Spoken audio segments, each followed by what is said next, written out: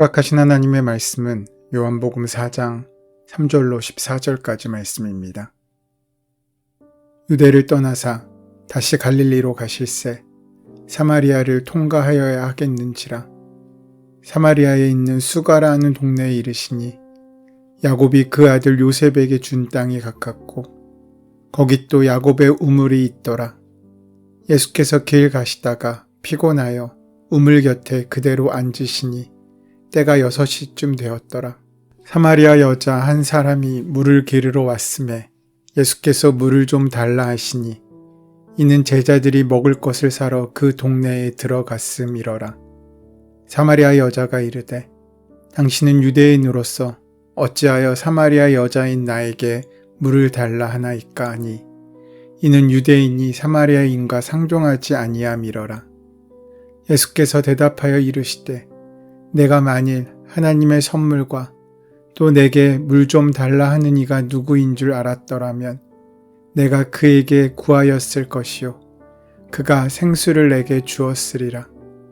여자가 이르되 주여 물기를 그릇도 없고 이 우물은 깊은데 어디서 당신이 그 생수를 얻겠사옵나이까. 우리 조상 야곱이 이 우물을 우리에게 주셨고 또 여기서 자기와 자기의 아들들과 짐승이 다 마셨는데 당신이 야곱보다 더 크니이까. 예수께서 대답하여 이르시되 이 물을 마시는 자마다 다시 목마르려니와 내가 주는 물을 마시는 자는 영원히 목마르지 아니하리니 내가 주는 물은 그 속에서 영생하도록 솟아나는 샘물이 되리라. 오늘 본문은 사마리아 여인과 예수님의 만남의 이야기입니다. 요한복음 4장은 마을 공동체로부터 따돌림 당하며 살던 한 여인이 예수님을 만나 대화함을 통하여 영원히 목마르지 않을 하나님 나라의 삶에 대한 은혜를 누리게 되는 귀하고 감격적인 장면을 담고 있습니다. 모든 역사는 만남을 통해 이루어집니다. 오늘 본문의 앞장인 3장에서 예수님께서는 니고데모를 만나셨습니다. 이 니고데모는 오늘 본문의 여인과는 정반대의 인생을 살아온 사람입니다. 오늘 본문의 여인은 험한 인생을 살아온 천한 여인이었습니다. 뜨거운 햇볕 때문에 아무도 우물을 찾지 않는 정오 무렵 여인은 홀로 물을 길러 나왔다가 예수님을 만납니다. 우리의 인생의 결정적인 순간은 늘 우연처럼 찾아옵니다. 사울은 예수 믿는 자를 색출하기 위해 다메섹으로 가다가 부활하신 주님을 만나고 그의 인생의 방향이 바뀌었습니다. 요한복음 3장에는 니고데모가 예수님을 찾아와 만납니다. 그런데 니고데모와 오늘 본문의 여인은 모든 면에서 천양지차의 정반대의 사람입니다.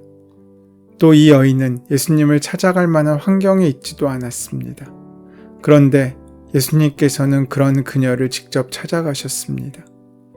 니고데모는 존경받는 유대인이었습니다. 반면 이 여인은 멸시받고 천대받던 사마리아인이었습니다. 종교적으로 니고데모가 바리새인이었다면 여인은 종교적으로 피해를 본 사람입니다. 신앙을 갖고 있지 않았습니다. 니고데모는 정치적, 사회적으로 영향력 있는 관료였고 당당한 사람이었습니다. 반면 사마리아 여인은 자신을 떳떳하게 내놓을 수 없는 사람이었습니다. 그 당시 니고데모는 많은 특권을 받아 누리는 남성의 신분이었고 이 여인은 많은 여자들처럼 아무런 혜택도 받지 못하는 여인의 신분이었습니다. 니고데모는 밤에 스스로 예수님을 찾아올 만큼 용기와 영적인 갈급함도 있었습니다. 그러나 이 여인은 사람들을 피해 대낮에 물을 길러 우물에 왔다가 예수님을 만난 사람이었습니다. 예수님께서는 니고데모를 만나 거듭나야 한다고 요구하셨습니다. 하지만 이 여인에게는 그렇게 하지 않으셨습니다. 내가 너에게 영원히 목마르지 않을 생수를 주고 싶다는 선물을 가지고 찾아오신 것입니다. 여기서 한 가지 사실을 발견할 수 있습니다. 예수님께서는 두 사람 모두를 만나주셨고 동시에 두 사람은 다 예수님을 필요로 했습니다. 예수님은 그렇게 모든 사람에게 필요한 분이십니다. 지체 높은 니고데모에게도 낮고 천한 여인에게도 예수님은 반드시 필요합니다. 그래서 우리는 예수님을 찾아가야 합니다. 하지만 찾아가지 못한다고 할지라도 주님께서 그 사정과 형편을 아시고 찾아와 만나주시는 은혜를 허락하신다는 것입니다. 예수님께서는 가난하고 힘이 없고 도망가고 싶은 사람에게 귀한 선물을 들고 직접 찾아가신다는 것입니다. 예수님과 여인의 만남을 통해 발견할 수 있는 새로운 것이 있습니다. 예수님께서 사람을 만나주실 때 획일적이 아니라 각 사람의 형편에 맞추어 주신다는 것입니다. 오늘 허락하신 본문의 말씀은 예수님께서 사마리아 지역을 지나다가 만난 여인과의 이야기입니다. 예수님은 사마리아 지역을 지나는 중이셨습니다. 남쪽인 예루살렘에서 북쪽인 갈릴리로 가려면 사마리아를 걸쳐서 가야 됐습니다. 하지만 당시에도 지역 감정이라는 것이 있어서 주변 사람들은 사마리아 사람들을 낮추어 보았습니다. 스스로 정통 유대인이라고 생각하는 사람들은 사마리아 사람들과는 말을 섞지 않을 정도였습니다. 거기에는 그럴 만한 역사적 배경이 있었습니다. 사마리아 지역의 유대인들은 격동의 세월을 거치면서 유대인의 순수혈통을 순수하게 지켜내지 못했습니다. 그런 이유로 유대인들은 그 땅도 거룩하지 못하다고 불결한 땅이라고 생각하여서 갈릴리로 갈 때 사마리아 지역을 일부러 빙 돌아 피하여 돌아갈 정도였습니다. 그런데 예수님은 그런 사마리아 지역을 통과하여 지나가시던 중에 수가라는 동네에 당도하셨습니다. 시간은 낮 12시쯤 점심시간이라 제자들은 먹을 것을 구하러 마을에 들어갔고 예수님은 피곤하여 쉬고 싶기도 하셨고 또 목이 마르기도 하셔서 우물가로 가셨습니다. 그때 마침 한 여인이 물을 기르러 왔습니다. 그 시간은 광야의 햇살이 뜨거운 대낮이라 물을 기르러 올 때가 아니었습니다. 이 여인은 무언가 동네 사람들의 눈을 피해야 할 속사정이 있었던 것이 분명합니다. 예수님은 여인에게 물을 좀 달라고 말을 거셨습니다. 그런데 사마리아 여인은 9절에서 이렇게 대답합니다. 당신은 유대인으로서 어찌하여 사마리아 여자인 나에게 물을 달라 하나이까?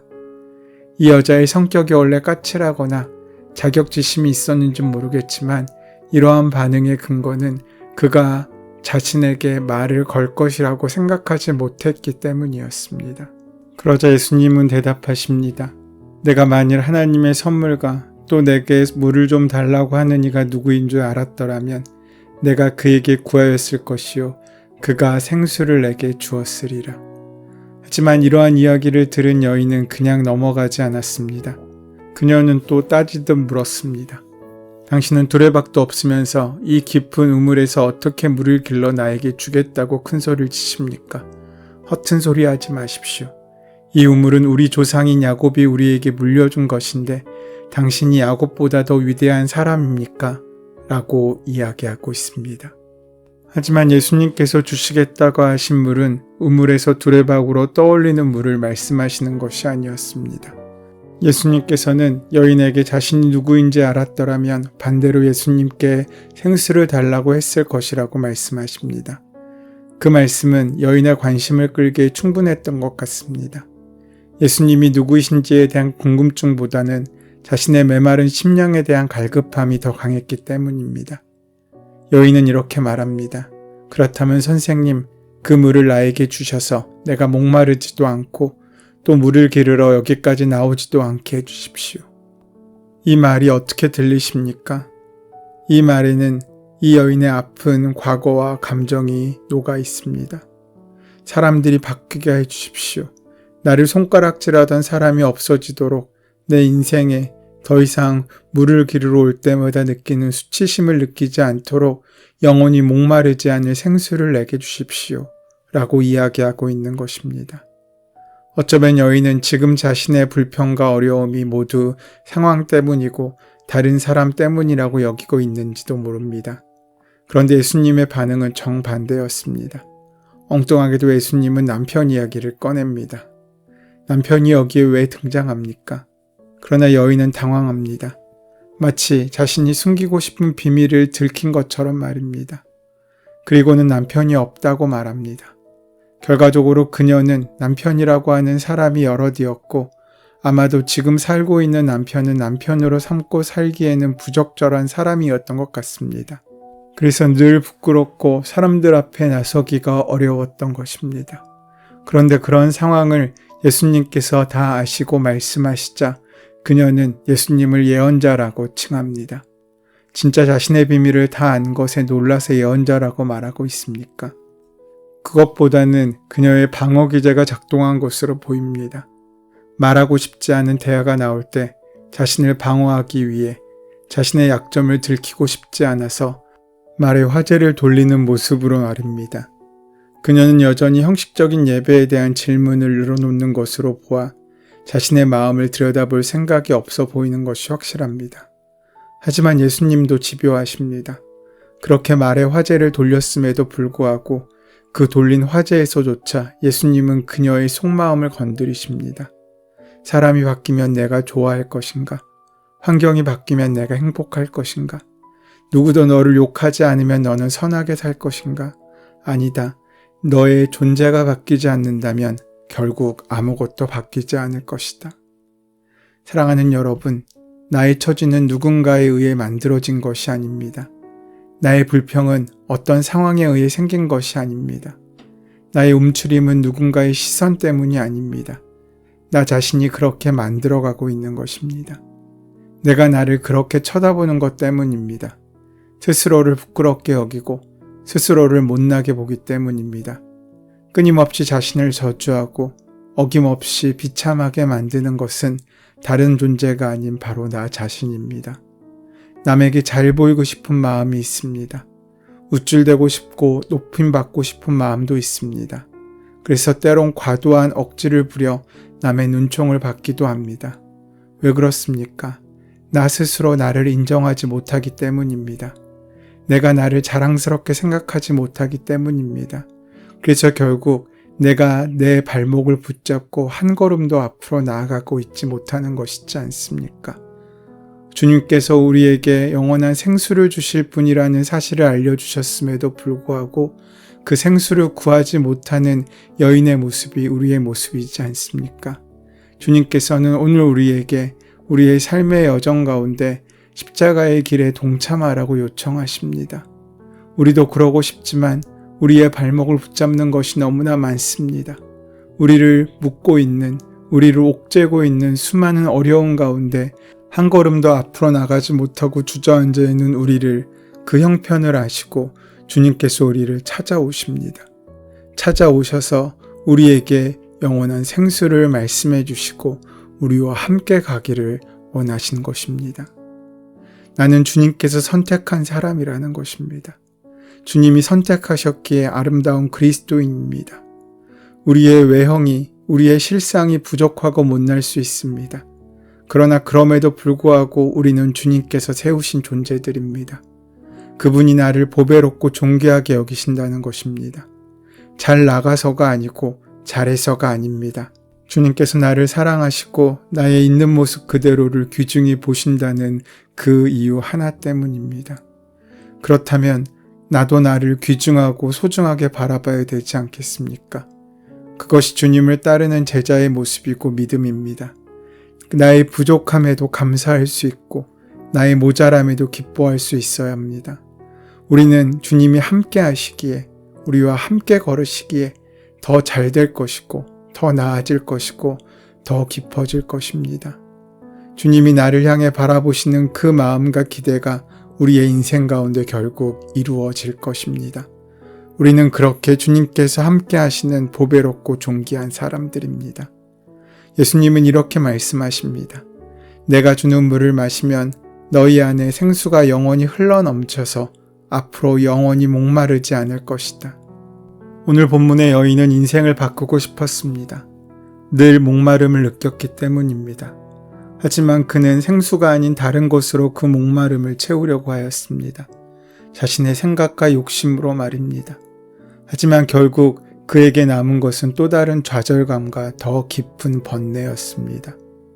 우리 안에는 하나님께서 만드신 물동이가 있습니다. 그 물동이는 우리의 욕심으로 채울 수 없습니다. 오직 하나님의 것만으로 채워질 수 있습니다. 세상의 어떤 것으로도 채울 수 없는 것입니다.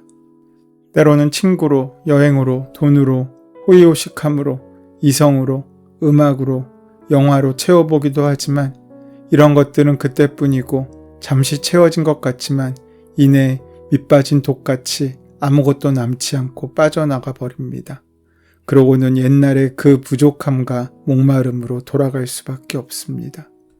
그래서 우리는 또다시 물을 구하고 또다시 목마르며 또다시 물을 구하는 피곤한 인생을 살아가게 됩니다.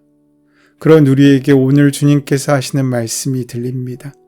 내가 주는 물을 마시는 자는 영원히 목마르지 아니하리니 내가 주는 물은 그 속에서 영생하도록 솟아나는 샘물이 되리라. 이 말씀을 품고 부활의 귀한 은혜를 준비하는 사순절기의 여정을 함께 걸어가는 우리가 되기를 소원합니다. 주님께서 허락하시는 물은 샘물이 됩니다. 주님께서 우리에게 허락하신 은혜는 결코 사라지거나 없어지지 않습니다. 예수님은 우리 안에 있는 물 항아리에 생수를 강같이 채우실 수 있는 분이십니다. 그분은 물기를 그릇도 없고 우물은 깊은데도 아무 문제 없이 생수를 길러 우리를 채워주실 수 있는 분이십니다. 사마리아 여인에게 그렇게 해주셨듯이 말입니다. 오늘 그렇게 우리의 인생을 맡겨 하나님의 은혜로 풍성하고 차고 넘치는 복된 삶을 살아가는 저와 여러분 되시기를 소원하고 축원합니다. 은혜의 주님, 사슴이 시냇물을 찾기에 갈급한 같이 내 영혼이 주를 찾기에 갈급합니다. 진실로 생명의 원천이 주께 있사오니 주 안에서 빛을 보게 하여 주시옵소서. 예수님의 이름으로 기도드립니다. 아멘. 이제 오늘 이 아침 우리에게 허락하신 본문의 말씀이 오늘 나에게 주신 하나님의 말씀으로 만나지기 위하여 본문의 말씀을 깊이 묵상하시고 함께 기도하는 시간 가지도록 하겠습니다. 함께 기도합니다.